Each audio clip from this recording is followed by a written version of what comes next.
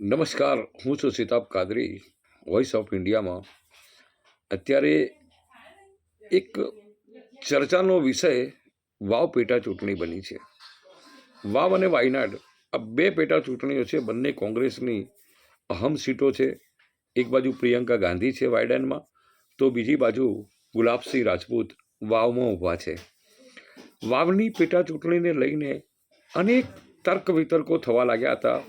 શરૂઆતના અંદર જ્યારે ભારતીય જનતા પાર્ટી અને કોંગ્રેસની વચ્ચે સ્વરૂપજી ઠાકોર ભાજપના અને ગુલાબજી રાજપૂત કોંગ્રેસના, આ લોકો બંનેની વચ્ચે કાંટાની ટક્કર હતી. રણનીતિ સરસ મજાની ગોઠવાઈ ગઈ હતી.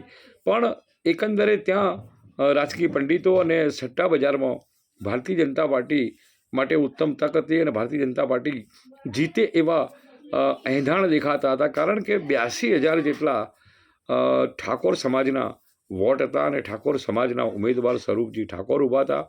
એટલે જબરજસ્ત કાંટાની ટક્કર થતી. પણ લોકોનો વ્યૂ ભારતીય જનતા પાર્ટી તરફ હતો અને કે ભારતીય જનતા પાર્ટી જીતશે. પણ જ્યારે માવજીભાઈની એન્ટ્રી થઈ અને માવજીભાઈએ ફોર્મ પરત ન ખેંચ્યું અને સતત એમણે પોતાનું કેમ્પેઇન ચાલુ રાખ્યું અને જનસંપર્ક દિવસે દિવસે એમનો વધતો ગયો. એટલે બંને ઉમેદવારો, ભારતીય જનતા પાર્ટીના અને કોંગ્રેસના ઉમેદવારો ખરેખર મૂંઝવણમાં મુકાયા હતા, ટેન્શનમાં આવી ગયા હતા કે હવે પરિસ્થિતિ શું નિર્માણ થઈ છે. એટલે સતત કોંગ્રેસના દિગ્ગજો અને ભારતીય જનતા પાર્ટીના દિગ્ગજો, ભારતીય જનતા પાર્ટીનું આખું મંત્રીમંડળ ત્યાં ઉતરી ગયું હતું. અને જ્યારે શક્તિસિંહ ગોહિલ સહિત અનેક મોટા નેતાઓ પણ વાવના વિસ્તારો ખોંદી રહ્યા હતા. અત્યારે સતત આ પરિસ્થિતિ નિર્માણ થઈ હતી અને લોકો અને રાજકીય પંડિતો અને ત્યાંના સ્થાનિકો મતદારોને કળી શકતા ન હતા. પણ લોકમુખે ચર્ચાતા ઘણી બધી ડિબેટોમાં એક વાત તો નક્કી થતી હતી કે ભાઈ ઠાકોર સમાજના જે વોર્ડ છે એ ડિવાઈડ થવાના છે. કારણ કે ગેનીબેન પણ પ્રભુત્વ ધરાવતા હતા અને સતત ગેનીબેન ઠાકોર સમાજના મતોથી જીતતા આવ્યા છે. અને આ વખતે પણ એ જ પરિસ્થિતિ હતી. એટલે સ્વરૂપજી ઠાકોરનું પણ એક વર્ચસ્વ હતું. અલ્પેશ ઠાકોર તેમજ ભારતીય જનતા પાર્ટીના દિગ્ગજો ત્યાં સતત મહેનત કરી રહ્યા હતા. એટલે બંને બાજુ વોટ ડિવાઈડ થવાના હતા.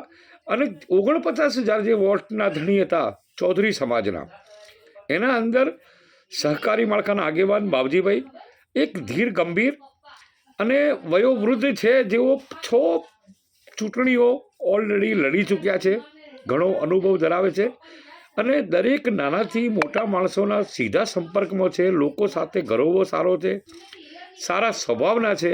ચૌધરી સમાજ સિવાય અન્ય સમાજો પણ તેમને ખૂબ જ સારી રીતે પ્રોત્સાહિત કરતા હતા. આ તમામની વચ્ચે વાક યુદ્ધ ચાલુ થઈ ગયા હતા. એક બાજુ કોંગ્રેસ એમ કહેતી હતી કે બંને બાજુ શંકરભાઈએ અમને ઊભા રાખ્યા છે એટલે ભાજપના છે, એટલે બે ભાજપની સામે અમારે લડવાનું છે. જ્યારે ભારતીય જનતા પાર્ટી અને ખાસ કરીને શંકરભાઈ એમ કહેતા હતા કે આ ડિઝાઇન કોંગ્રેસે ત્યાંથી મૂકી છે, કોંગ્રેસના ફંડિંગ પર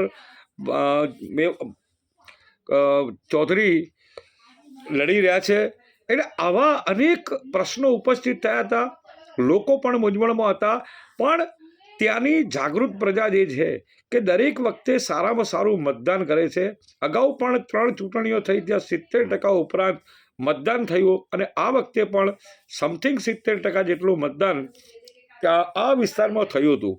પણ જ્યારે એકબીજાની સામે વાક યુદ્ધ ચાલુ થઈ ગયા હતા, એકબીજાની સામે આક્ષેપો ચાલુ થઈ ગયા હતા, સોશિયલ મીડિયામાં તેમજ અન્ય લોકલ મીડિયામાં વિડીયો વાયરલો થતા હતા. આ તમામ પ્રવૃત્તિઓને લઈને છેલ્લા 2 દિવસ માનનીય શંકરભાઈ ચૌધરી એડી ચોટીનું જોર લગાવ્યું હતું.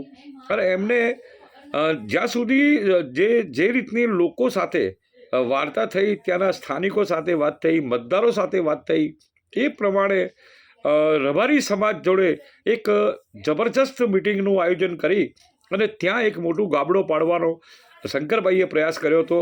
ચૌધરી સમાજની પણ ત્યાં આખી એક જબરજસ્ત મિટિંગ થઈ હતી. અને તે વખતે જ્યારે એમની સામે એક આક્ષેપો થયા હતા અને પ્રશ્નો પણ ઉપસ્થિત થયા હતા કે 15 દિવસ સુધી માવજીભાઈને કેમ બેસાડ્યા નહીં અને છેલ્લા 2 દિવસમાં તમે આટલા આકરા પગલાં શિક્ષાત્મક પગલાં લીધા અને એમની સાથે એમના 4 અન્ય સહકારી માળખાના અને જે અગ્રણીઓ હતા એમને તાત્કાલિક અસરથી સસ્પેન્ડ કરવામાં આવ્યા. ત્યારે આ બાબતે એમણે કહ્યું હતું કે કોશિશ તો સીએમ થ્રુ અમે આમને થ્રુ કરી છે, પણ માવજીભાઈ માન્યા ન હતા. અને અત્યારે પરિસ્થિતિ એ થઈ છે કે ત્યાં ભુવાઓ, બાવાઓ અને અન્ય મૌલવીઓ દ્વારા એક જ અત્યારે ટાર્ગેટ અલગ અલગ કરવામાં આવે છે કે આ જીતશે, આ જીતશે, આ જીતશે. પણ પરિસ્થિતિ એ નિર્માણ છે અત્યારે કે રાજકીય પંડિતો પણ અત્યારે મૂંઝવણમાં છે, સ્થાનિકો પણ મૂંઝવણમાં છે, પણ ભારતીય જનતા પાર્ટી પોતાની જીત નક્કી કરી રહી છે. કોંગ્રેસ તો જ્યારથી માવજીભાઈ ઊભા ત્યારથી જ કોંગ્રેસને એમ જ હતું કે અમે જીત્યા છીએ. અને માવજીભાઈ પોતે ભાઈ એમ જ કહે છે કે ઇતર કોમના વોટ મને મળે છે એટલે બેની લડાઈમાં ત્રીજો ફાવે. એટલે આ એક જબરજસ્ત પરિસ્થિતિનું નિર્માણ થયું છે. પણ જ્યાં સુધી છેલ્લા સમાચાર એ રીતના હતા કે છેલ્લા 2 દિવસમાં શંકરભાઈએ જબરજસ્ત ખેલ પાડ્યો છે.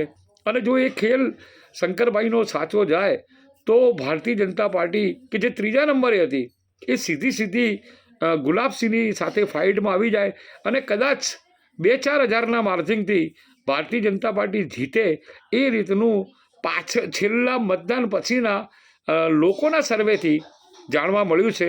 પણ અત્યારે માવજીભાઈ જીતનો દાવો કરે છે, કોંગ્રેસ પણ જીતનો દાવો કરે છે અને ભારતીય જનતા પાર્ટી એમના ઉમેદવારનો જીતનો દાવો કરે છે. હવે ઇતર કોમ, દલિત કોમ, રબારી કોમ, પ્રજાપતિ કોમ અને મુસ્લિમ કોમ, આ મહત્વની જે ઇતર કોમ છે, આ લોકોનો ઝુકાવ ક્યાં છે એ જોવાનું રહ્યું. પણ હવે જો શંકરભાઈની છેલ્લા 2